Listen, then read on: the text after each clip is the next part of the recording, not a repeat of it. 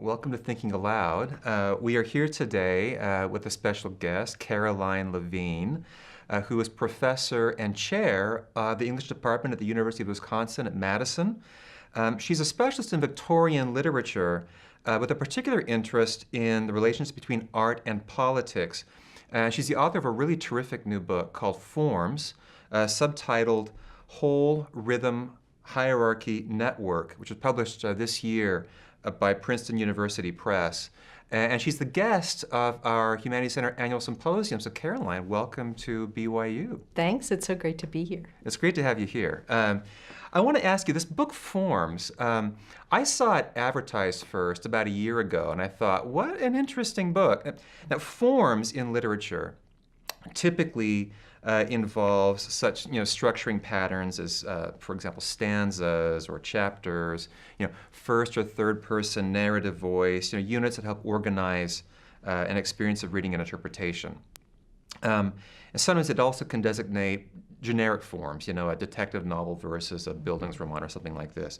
But you have a more expansive concept of form that you develop, and it's really a concept about that relates structuring patterns in fiction to patterns of social experience, like forms of discipline in a workplace or a school. My first question is, how did you come at this expansive definition of form? Well, it was your definition of form, which was beautiful, you could see how many things are actually contained in it already. You mentioned, it could be the chapter, or it could be the stanza, or it could be a whole genre like detective fiction. And so I'm a kind of literal-minded person, and I was trying to figure out what this term form meant, and it was pointing me in so many different directions. And I've always been fascinated by patterns and structures, and I thought, why is it that we call some forms and some structures? Like, what's the difference between like a social structure, maybe a bureaucracy, and a literary form? And I started to think maybe there's not as much of a difference as we've insisted on in our field, and that maybe we could use the same kinds of mental analytic frames to think about both. And as soon as I started to do that, I realized that some of my own assumptions about what literary or artistic forms were actually kind of limited by that I could think more expansively and take some of what I knew from, as a reader of literature, to social processes. And I thought that was really exciting. Like, let's export what we do in the humanities to a larger world. Right. So this book, given the interest that you had in trying to figure out what these forms and structures were and just how expansive they could be, was this book like the product of many, many, many years of thinking, or was it the kind of thing where you had a dream one night and you tried in the morning to take it down rapidly before it was gone? No, it was definitely many, many years of thinking. I actually date the first thought I had that ended up in this book to a seminar I took when I was a junior in college. And I had this wonderful professor named Claudia Brodsky, who I just followed from class to class. I just thought she was an incredible, genius of a reader.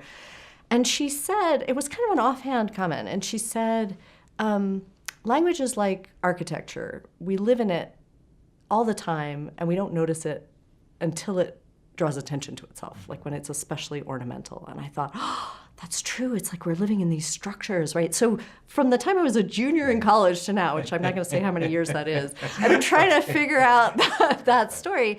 And I wrote two books that were really very different from each other. One was about suspense in the Victorian novel, and another was a book about how we think about arts in democratic contexts. And people would say to me, wow, you've changed your career so much, and I would think, no, there's something that they have in common. And so this book was really a way to kind of think through all these thoughts that I'd had for many, many years in different forms, and try to make a theory out of what was a kind of habit of my own thinking. Oh, nice. All right. So about this theory, the chapters break down, again, the subtitle, like Whole Rhythm Hierarchy Network, and you try to get your head around here 4 different kinds of forms. One of the most intuitively obvious for our listeners might be the idea of a whole form. Mm-hmm. And I wonder if you could explain briefly what a whole form might be. Sure. So this one I got really interested in partly because in both literature and the arts, many people think of an artwork as having a form, a single form. So what they're talking about is how all the pieces come together into a whole. But sometimes when they're talking about form, they're talking about a particular piece of it. Like they're talking about, the moment when the novel goes into first-person narration, and they're not talking about the whole. And so I thought, well, what is this wholeness? And why do we think that that's equivalent to form? And I started to think about the criticisms of form. So there was a long period, as you know, when formalism was way out of fashion and people thought, oh, you shouldn't study literature in terms of its forms or art in terms of its forms. And that's when I realized that that notion of wholeness was something that people felt was dangerous because it was all about enclosing. It was all about keeping certain things in and not letting, outsiders in from the borders. So you could think about immigration and national wholes, or you could think about women being enclosed in homes. And I thought, oh, wow, this notion of the whole is actually everywhere. Yeah. And one of the reasons people are worried about formalism is they think it's going to be an imposition of this kind of wholeness on us. And that's always going to be about exclusion. So I was interested in thinking across all the forms in the book are both social and aesthetic. And it's the ways in which the two interact that I'm interested in, but also just to think about why we might fear this notion of enclosure or want it and think of it as a value was to me really interesting. That is an interesting question, actually, because there's an ambivalence for this idea of wholeness, right? I feel unwhole, or I feel enclosed. It's kind of the same sentence. It's exactly. Two different forms. Can I use that word here? One of the chapters that I found really interesting was the chapter on rhythm. We often, rhythmic forms, you say a whole form, it's implicitly kind of a spatial idea. A rhythmic form is more a temporal idea, and I'm wondering if you could talk a bit about that chapter on rhythms. You talk about it, for example, in terms of literary periods.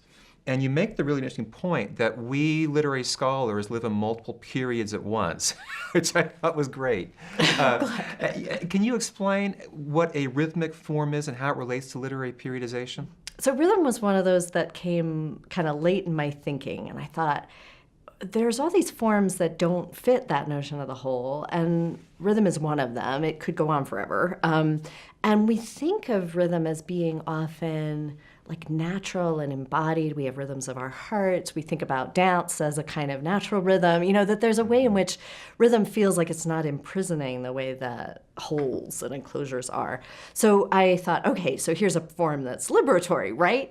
Well, no. It turns out you can use rhythms in ways that are very oppressive also. And so that was interesting, including thinking about slavery and the ways that slaveholders often used the rhythms of song actually to keep slaves working, and that the rhythms of labor and the rhythms of song have often been brought together, and that was very disturbing. But to go to the question of literary periodization, I started to think about how we organize time in general. What are we thinking about when we impose ordering on time? So we have all these ways in which we do that, and there's really great, I thought, interesting sociological work on how we think about time. So there are like things that shouldn't be longer than an hour, like a doctor's appointment or a piano lesson, and other things that shouldn't take place in the morning, like, like a party, right? So we have all these normalized notions of time. And that got me thinking about something that's always bothered me in literary studies, which is an attachment to organizing our temporal boxes of literary history. So we have Romanticism and then Victorianism and then Modernism. And so many things are moving across those periods, and we can't think that repetition across periods if we think in terms of boxes. So it was a kind of a spatializing of time that periodization seemed to do, as opposed to a thinking about repetition across time. And so one of the things I got interested in was if a lot of our experience is actually repeated across long spans of time, then each time you think of a period of time and you say, oh, that's a historical moment that produced X or Y, if it continues, then we're still living in that. So we're living in these multiple time periods. That's what I was really trying to get at. Right. Where if we go to a seminar, a seminar has a history, whereas if we go to a restaurant, it's a different history. And, in the same day, we might go to both. So. It's almost like time travel. And so you take, for example, a professor of 19th century American literature, someone who kind of studies Walt Whitman, for example, or somebody. teaching 19th century American literature in a department where national literatures get organized in the 20th century in the 21st century classroom. Right, exactly. Right? Exactly. So multiple time frames at once, which is really quite interesting. You realize that, in a way, I guess we all function as our own artifacts. Yeah, we've got these different temporal moments speaking through us all the time. And so sometimes our students will say, oh, I'm not interested in the past or whatever. You think, well, we're living in it. Like, it's organized. Like, this building was built in the past, and we're living in these technologies came before us. And language, these words we're using are Anglo-Saxon. And, that sense of being artifacts is strange and kind of uncanny. It is, and it's a great lesson, actually. And so when you think about these literary structures that reflect larger social structures, there really is room here for some very provocative correspondences, some transverses across that make literature really instructive, I think, in how we think about the world outside of us. And I'm going to come back to that. That's a point I don't want to lose. Let me ask you this. These 4 different chapters, whole, rhythm, hierarchy, network, was there a 5th form that didn't make it into the book? Or was there one of those 4 that you found most poignant as you were working on the chapter?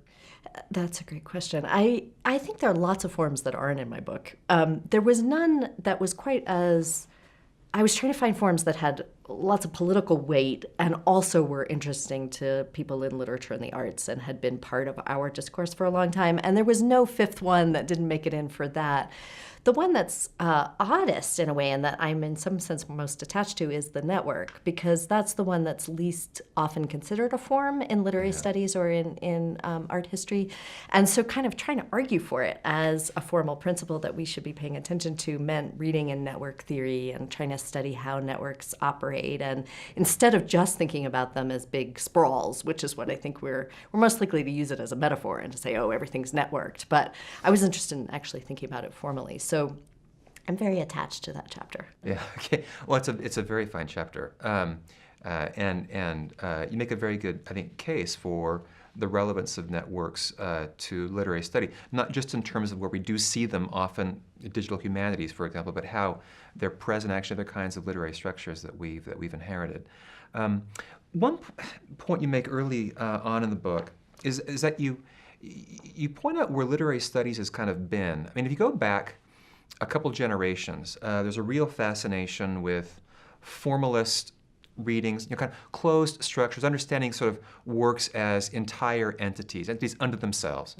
You fast forward a generation, and now we're in a period when people say, well, it's not, the forms don't matter as much as the contexts matter, and understanding kind of the conditions that make forms possible, that's what counts. Have we entered a third moment? Is your book, do you think, part of a different chapter where it's kind of capturing a new sensibility in literary studies, or do you think you're still part of a second moment? How would you, I mean, thinking again about moments, and we talk about temporal structuring patterns, where would you situate your own book and interest in relation to that kind of schematic history? Well, one of the things I've been so thrilled by and actually a little surprised by is the attention that the book is getting. And so I think it does strike a chord. I think there's a kind of hunger, and it's not just me, there's a bunch of people thinking about form and history together and trying to think about, some of the problems with form we know, but we could still use this term. We could still make it work for us. And in literary studies, it's been so important. It's still sort of so much the pedagogical bedrock of what we do to think about how words are structured, how narratives are structured in poetry. So I feel like there's a hunger for it, and that lots of people are trying to think it through in different ways, and we'll see what comes out of it. But yeah, it does feel like a different moment to me. When I first started writing about form, I had people tell me that it was not an interesting term, and that's no longer true. So that's a sign of some kind of shift in what's happened. One of the things I really wanted to do was to try not to forget what we'd learned about the criticism of form. So I think the danger when we think about moments and thinking, oh, we've lost something, is just to go back, to say, oh, we lost this valuable thing. And I wanted to say, no, I did hear all those critiques. It's just how to then keep going with this term, even knowing what its problems are. Yeah, sure. And that was the hard intellectual work of the book, probably the hardest. Right. Great. It's an interesting project, and it really is a book of it's a book of literary theory that has lots of interesting moments from literary history inside of it. I mean, you've got a chapter where you analyze the Sophocles play Antigone. Charles Dickens makes an appearance. Modern TV shows. I mean, it goes really across a very large span. One of the points that you make about just kind of the sweep of history and the kind of the new sensibilities we have in criticism and literary scholarship, you talk about your father, who was a very fine intellectual historian. One of his books is on my shelf in my office, actually, and how he saw the world very differently. But also then how some of the people you were studying under in graduate school, would not have thought to write a book quite like this one. And I thought that was important. Why do you think the book is striking a chord in the present? Where are we in literary studies that a book like this seemed like it needed to be written? That's a hard question. I do think that we don't know why things strike chords with us, right? I mean, this is why we need cultural historians to take account of us. And in this moment, I am genuinely surprised. I wasn't sure that this book would have any impact at all, that it might be forgotten and put aside on, my mother's shelf and nobody else's, which is what I worry happened to my other books. But in part because, you don't know when you're going to hit a chord. But I do think there have been these, one of the wonderful things about academia to me is the way there's constant self-critique and constant looking back at what our assumptions have been, and that there are moments where we feel like, oh, we worked through this problem and we saw its implications. So there was a moment of really powerful historicism in literary studies where we saw everything in historical context, and that was hugely important. But maybe now we know what that is. We can continue to do great work in that frame, but what do we need now to think about what might be missing in that model? And so I do think there are these, it's like literary history or the study of literature in the academy has its own periodization because it keeps asking questions. And out there in the world, things are a little messier. But within the academy, we get to say, okay, we did this, let's do the next thing. What kind of work excites you and others when you read it these days? I mean, you've produced something that has really struck a chord, and I think it's important work. What kind of work, when you read it, really excites you in 2015 that indicates, some kind of really dynamic way of thinking for the present?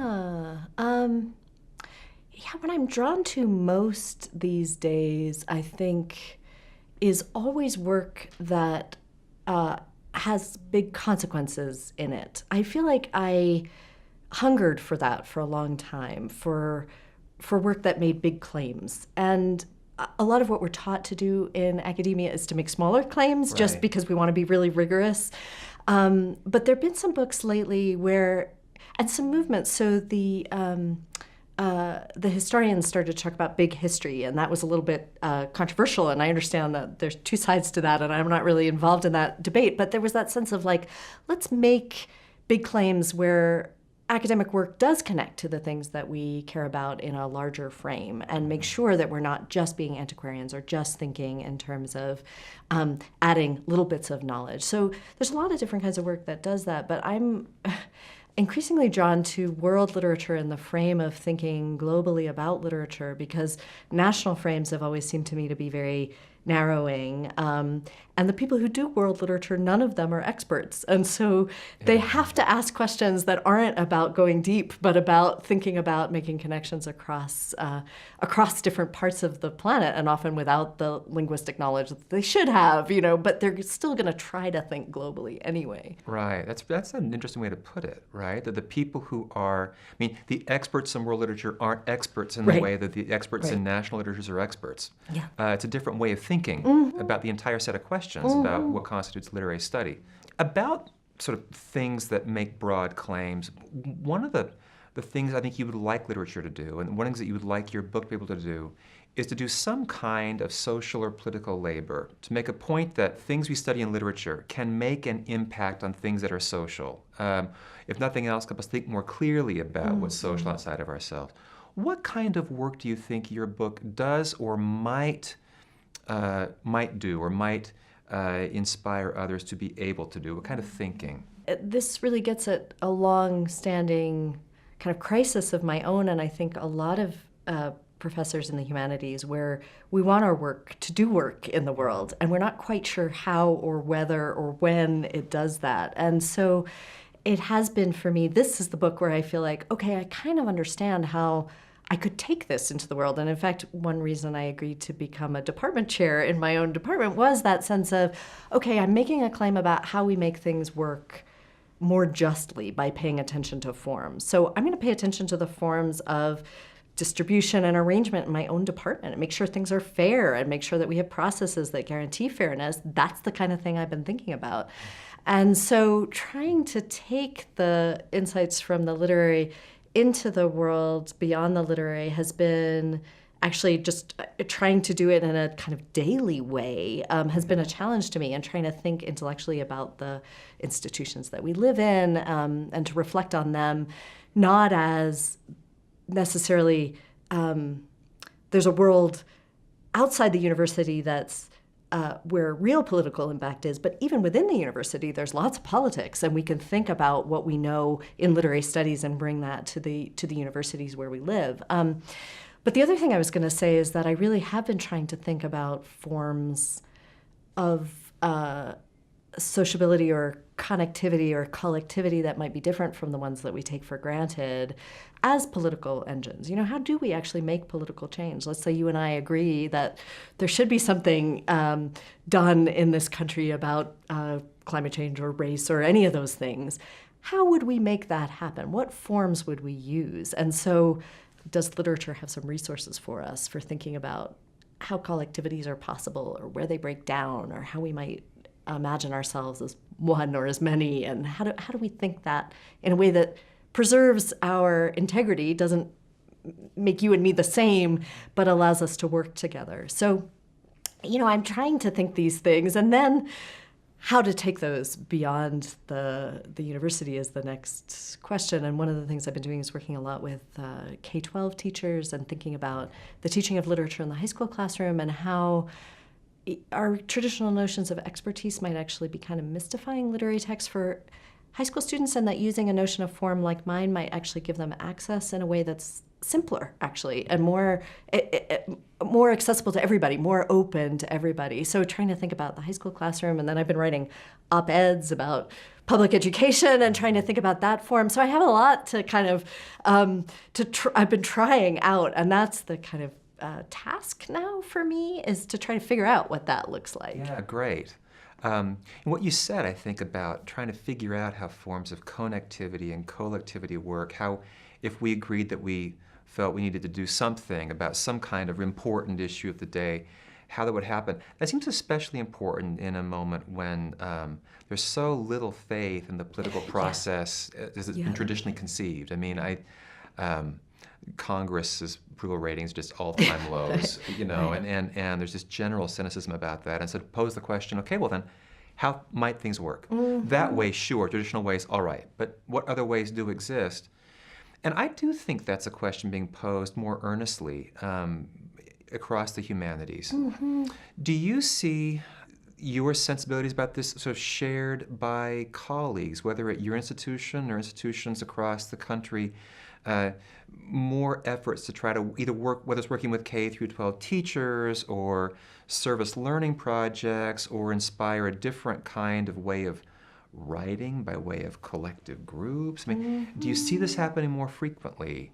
I do think there's change happening at the level of where we think our constituencies are as humanists. We, for a long time, relied on the classroom, and now with declining numbers of humanities majors, we've had to think about what our mission is, and I think people are thinking wonderful and exciting projects in service learning and that kind of thing. What I've been kind of surprised and stumped by over and over again is that we have such habits of critique in literary studies that I'll be sitting with a colleague who'll say, oh, you know, the way that we're running this university is all wrong, and they'll give me a list of 10 reasons why, and then I'll say, so what do you think we should do? And they'll look at me like, that's not my job. And that's what I want to be our job, right? Is thinking to what we would do in relation to that. So I feel like getting us out of the critical mode and into a more creative building mode is something that there's a hunger for, but that we're still kind of taking baby steps. I don't think we're expert at that yet. Yeah, but okay. I think we might be heading there. Yeah, yeah. We have probably about 3 minutes left or so, and I am wondering how you think about the direction of higher education. I mean, I think you're right that we are seeking broadly in the humanities, asking who our constituencies are, our students, of course, but who beyond that? I mean, who's out there? What can we share with our expertise? You work at one of the nation's really traditionally very, very fine public universities. It is a place at which sort of conditions have changed a little bit over the years. What have you seen changing there? And what do you think the future holds for your institution or institutions like it in the U.S.? Yeah, so Wisconsin has maybe kind of a bellwether for what's going on. At least I feel like watching the relationship between the university, the humanities, and the kind of wider public and media process is giving me, I feel like I'm... And state legislatures. And state legislatures. I feel like I'm really thinking through this question constantly. And it's not optimistic. I mean, I think there's actual misinformation about the humanities. For example, this idea that you can't get a comfortable life if you major in the humanities. Those kinds of things are lies, and those get spread pretty easily, and then people believe them. But also kind of a gap between those who don't go to college and those who do, and those who don't go to college having to feel like they're footing the bill for something that's getting somebody else into the middle class, but they don't see they don't see what value is for them. And that for me is a sadness, right? I'd love to imagine that some of the excitement, intellectual excitement, and thinking about meaningfulness and thinking about value and collectivity, all of that could be shared. And the word university suggests that it's for everyone, that it's universal. So I think we could do some exciting experimental things with reaching populations who are not our students, as well as our students, as you say, but it's not going to be easy. No, that's for sure. One thing I do love about your book is really helping kind of at least create paradigms that allow us to sort of imagine those questions more readily. And it's so great to have you here at BYU. It's great. Thank you for visiting, and thanks for sitting down with us and talking on Thinking Aloud. Thank you, Matt.